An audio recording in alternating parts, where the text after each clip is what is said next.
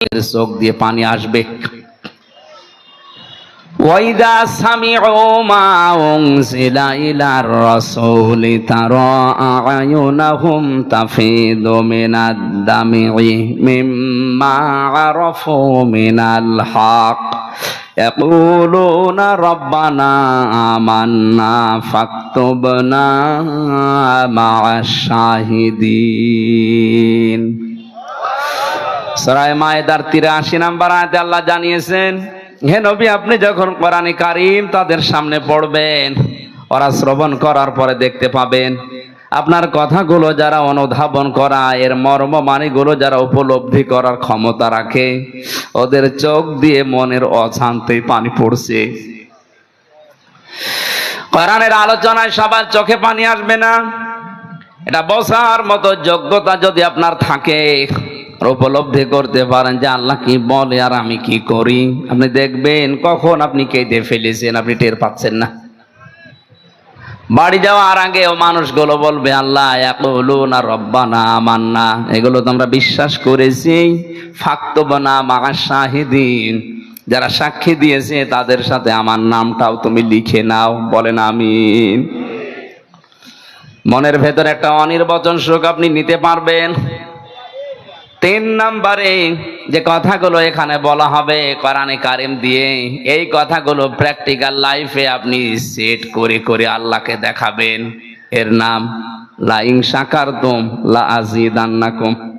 কেউ যদি নিয়ামত পাওয়ার পরে শুকরিয়া আদায় এই ৩টা পদ্ধতিতে করতে পারে, আল্লাহর গ্যারান্টি আল্লাহ এই নিয়ামত তার জীবনে আবার বৃদ্ধি করে দেবেন। বলেন আমিন। ওয়ালা ইন কাফারতুম ইন্না আযাবি লাশাদীদ, যদি গুরুত্ব না দেন, যদি দাম না দেন, মর্যাদা না দেন, আল্লাহ পাক বলেন ওটা আমি ছিনিয়ে নেব, কেড়ে নেব। শুধু কেড়ে নেব তা না, আযাবের ভেতরে ফেলে দেব। বলেন নাউযুবিল্লাহ। তাহলে আমরা মনে করতে পারছি এটা আমাদের জন্য আজকে নিয়ামত। এটা কি?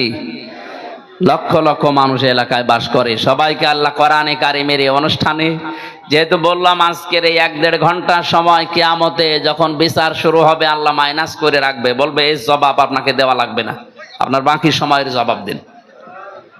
সুতরাং এই সময়টা আল্লাহ যে আমাদের কাছ থেকে জবাব নিচ্ছে না, এটা বিশাল একটা নিয়ামত না? এই নিয়ামত সবাইকে তো দেয়নি, আমাদের যাদের দিলেন বলেন আলহামদুলিল্লাহ। মানিত্তাবাআল হুদা বিগাইরিল কোরআন আযাল্লাহুল্লাহ, তিরমিজি শরীফের হাদিস। আল্লাহর নবী জানিয়েছেন কোরআনে কারীম বাদ দিয়ে পৃথিবীর কোন জায়গায় যদি কেউ ভালো হওয়ার নিয়তেও যায়, আল্লাহ নিজে দায়িত্ব নিয়ে তাকে গোমরা বানিয়ে দেয়। এ কথার লোড কত যারা আলেম আছে টের পাচ্ছে। আযাল্লাহুল্লাহ, আযাল্লাহ ইউদিল্লু বাবে ইফআল, যদি দল্লা শব্দ আসতো, দল্লা ইয়াদিল্লু, বাংলা অর্থ হতো আপনি নিজেই নিজেকে খারাপ বানিয়ে ফেলেছেন।